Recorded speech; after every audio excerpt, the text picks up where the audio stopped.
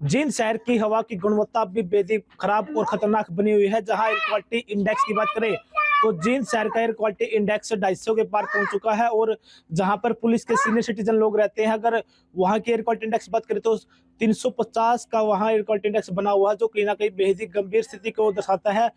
और बढ़ते प्रदूषण को देखते हुए प्रशासन की बात करें तो ग्रेप्स 4 के कानून को जींद शहर में लागू कर दिया गया है। कहीं पर भी कंस्ट्रक्शन के काम को शुरू करने के आदेश नहीं है, और न ही जो डीजल के जनरेटर जो फैक्ट्री या कंपनी यूज करती है उनको चलाने के आदेश हैं। क्योंकि जिसके कारण कहीं ना कहीं जो मौसम की स्थिति कही जाए तो अब भी जो फिलहाल जो वातावरण है उसमें जो हवा की जो गुणवत्ता है वो अभी सांस लेने के योग्य नहीं है। और इसको चलते हुए कहीं ना कहीं प्रशासन है उन्होंने भी इसको जो प्राइवेट के जो या फिर सरकारी स्कूल हो 1ली से 12वीं तक के सभी स्कूलों को बंद करने के भी आदेश दिए गए हैं, ताकि आगामी जब तक आदेश नहीं जारी हो जाते तब तक इस जो प्रदूषण का स्तर का बढ़ता हुआ स्तर बढ़ रहा है, इसके देखते हुए फिलहाल आगामी आदेशों तक स्कूल भी बंद रहेंगे। और दूसरी तरफ अगर स्वास्थ्य विभाग की बात करें तो आमजन के लिए गाइडलाइन भी जारी की गई है कि आप इस बेहद ही खराब और गंभीर खतरनाक प्रदूषण के स्तर को देखते हुए जो अस्थमा के जो रोगी होते हैं और जो सांस लेने के जो पेशेंट है वो अपने घरों के अंदर ही रहे। छोटे बच्चों को आप अपने घरों से बाहर ना निकाले, और जब भी कोई जरूरी काम हो तो सुबह आप अपने घरों से बाहर निकले तो अपने चेहरे पर मास्क जरूर लगाए और पानी की बोतल साथ में जरूर रखे। लेकिन प्रदूषण के बढ़ते स्तर में कहीं ना कहीं किसानों का रात को पराली जलाए जाना और दिन में ट्रैफिकों का ज्यादा पराली जला जाने से भी कहीं ना कहीं जो प्रदूषण है उसका भी स्तर हाई बढ़ता है। रात को जब लोग जो किसान होते हैं वो अपने उसको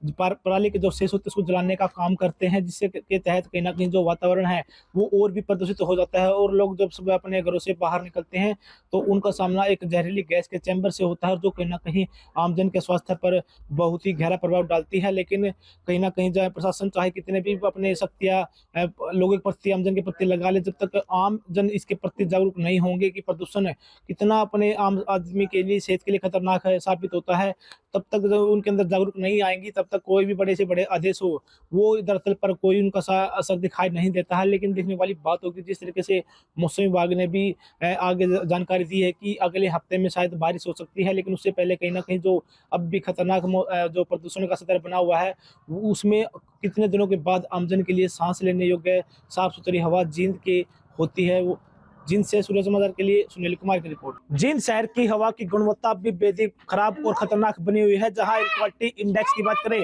तो जींद शहर का एयर क्वालिटी इंडेक्स 250 के पार पहुंच चुका है। और जहां पर पुलिस के सीनियर सिटीजन लोग रहते हैं, अगर वहां की एयर क्वालिटी इंडेक्स की बात करें तो 350 का वहां एयर क्वालिटी इंडेक्स बना हुआ है, जो कहीं ना कहीं बेहद ही गंभीर स्थिति को दर्शाता है।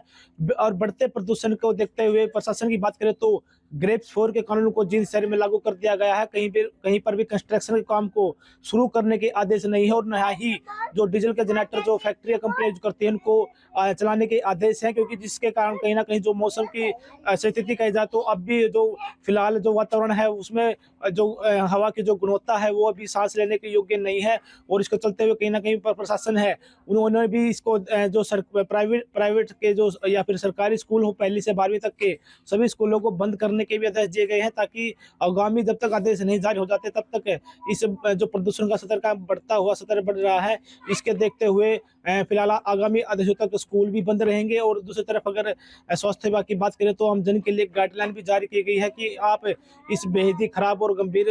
खतरनाक प्रदूषण के स्तर को देखते हुए जो अस्थमा के जो रोगी होते हैं और जो सांस लेने के जो पेशेंट है वो अपने घरों के अंदर ही रहे। छोटे बच्चों को आप अपने घरों से बाहर ना निकाले, और जब भी कोई जरूरी काम हो तो सुबह आप अपने घरों से बाहर निकले तो अपने चेहरे पर मास्क जरूर लगाए और पानी की बोतल साथ में जरूर रखे। लेकिन प्रदूषण के बढ़ते स्तर में कहीं ना कहीं किसानों का रात को पराली जलाए जाना और दिन में ट्रैफिकों का ज्यादा पराली जला जाने से भी कहीं ना कहीं जो प्रदूषण है उसका भी स्तर हाई बढ़ता है। रात को जब लोग जो किसान होते हैं वो अपने उसको